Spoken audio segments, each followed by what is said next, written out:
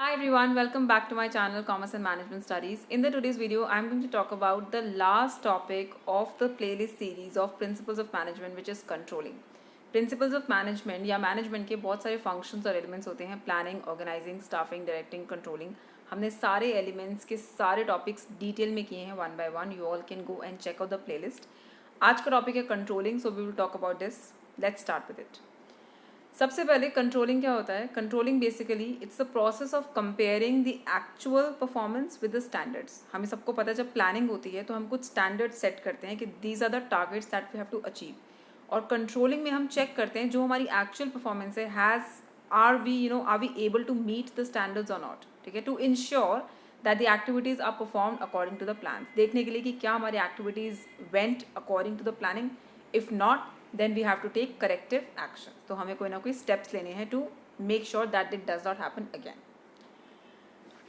Nature of controlling. Controlling के natures क्या है? It's a universal process. हर जगह किसी भी फील्ड में कंट्रोलिंग बहुत ज़रूरी है. It is very important to measure your actual performance and compare it with the standards. It's a continuous process.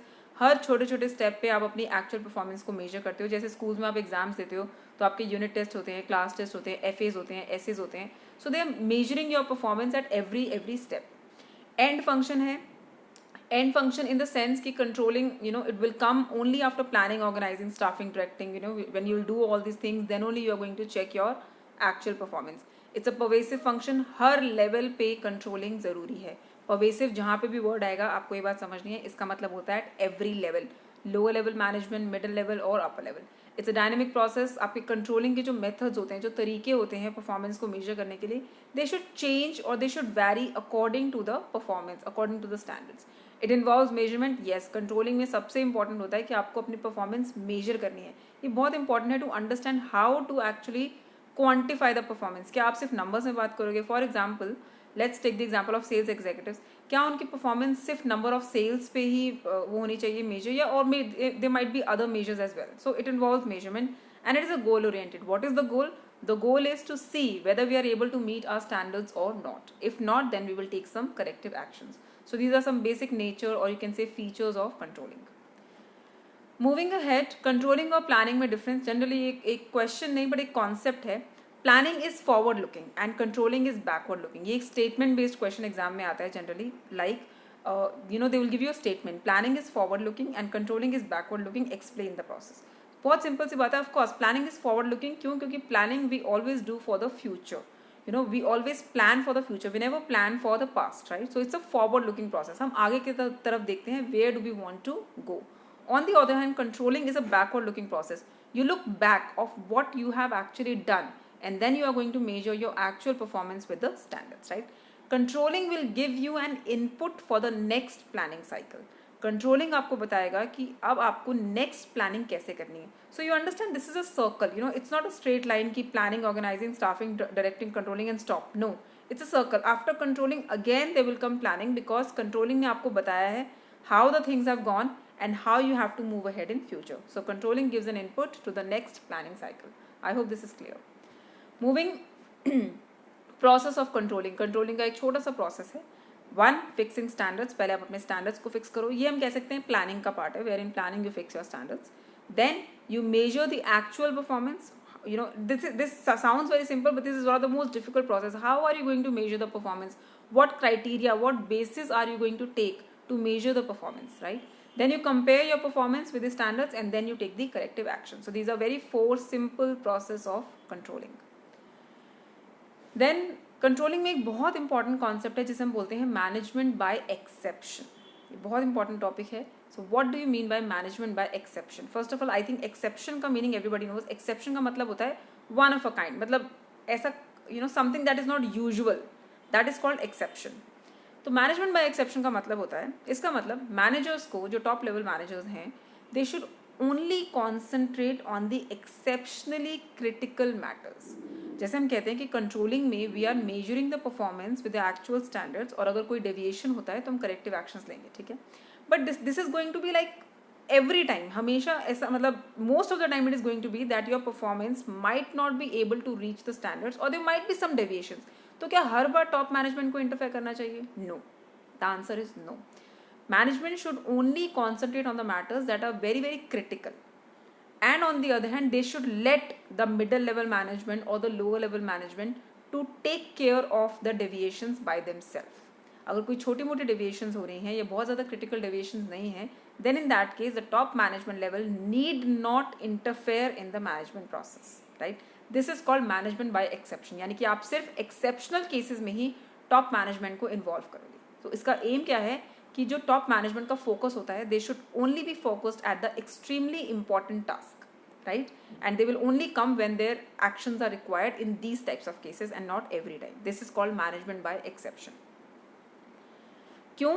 Y do we do that? Because एक बहुत वेल नोन फैक्ट है, if you try to control everything you might end up controlling nothing, right? This is very important. अगर आप हर चीज़ को control करने की कोशिश करोगे, there is a very good chance that you might lose control on everything. So management should only and only interfere in the cases when it is an extremely important or a critical area. So that's called management by exception. तो steps क्या होते हैं? मतलब how do you make sure that the management is only coming in the exceptional cases?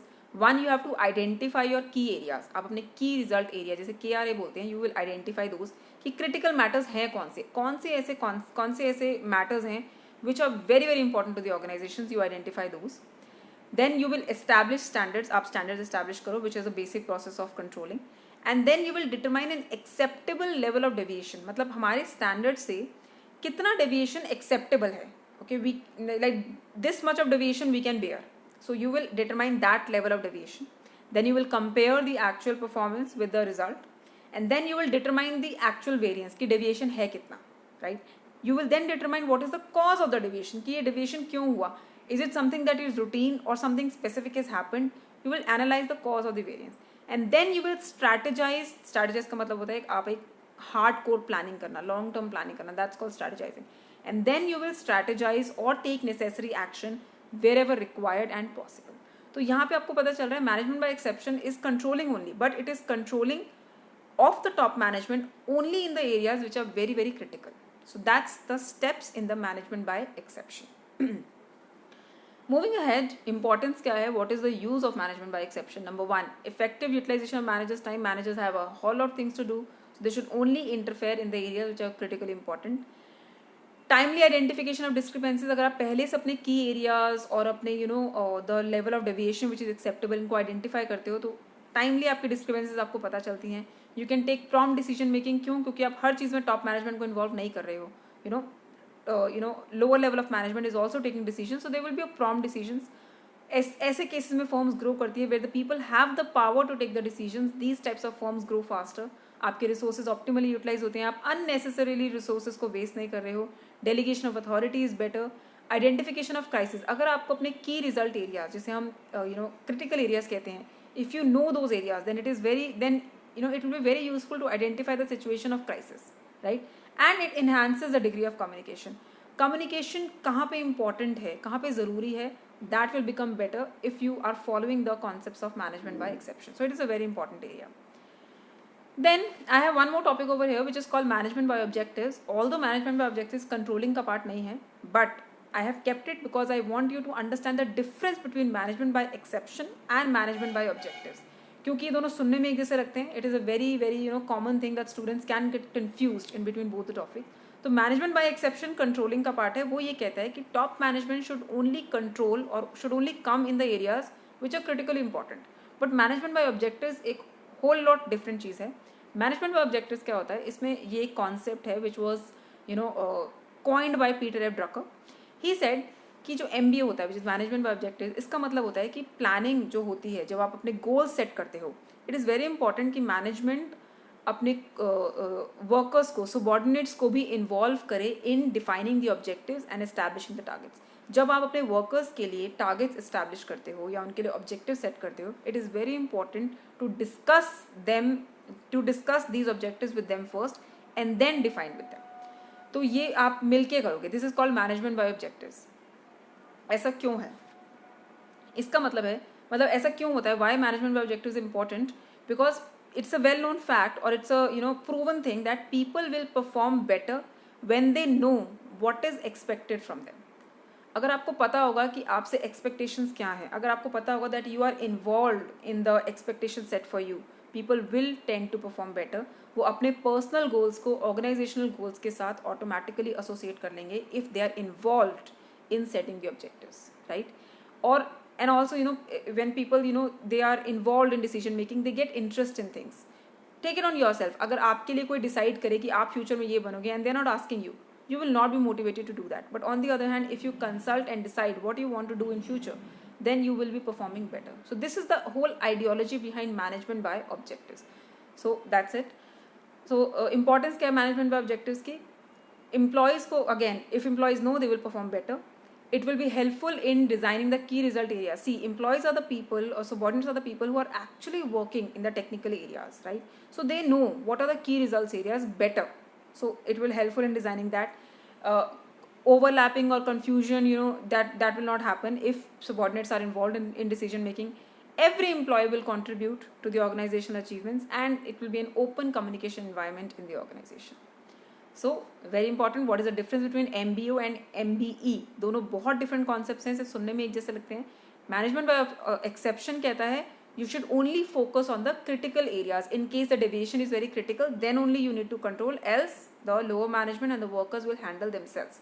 On the other hand, management by objectives कहता है कि जब आप objectives set करते हो, you should involve the subordinates and the workers in setting the objectives for them. Management by exception एक controlling का principle है. On the other hand management by objective एक फिलॉसफी है, मैनेजमेंट की एक फिलॉसफी, एक आइडियोलॉजी है. MBO is a wider concept, एक बहुत बड़ा कॉन्सेप्ट है, एक पूरी आइडियोलॉजी है कि किस तरीके से आपको ऑर्गेनाइजेशन को मैनेज करना है. On the other hand MBE सिर्फ एक तरीका है कि आपको कंट्रोलिंग कैसे करनी चाहिए. So it is a narrow concept. MBO कहता है involve the people in decision making. On the other hand MBE कहता है कि do not involve the people in decision making जहाँ पे एक्सेप्शनल एरियाज हैं. MBO was given by Peter F. Drucker. On the other hand, MBE was given by L.R. Bittel. So that's the difference between them. So I hope you all understand the topic. I hope you all like the video. So this is it. This brings me to the end of the principles of management concepts. Next videos, I'm going to post the videos on the topics of economics. I've got a lot of requests from the students of 11th, 12th, first years also that they want microeconomics to be covered. So I'm going to start with that playlist in the next section. Thank you so much. Keep learning.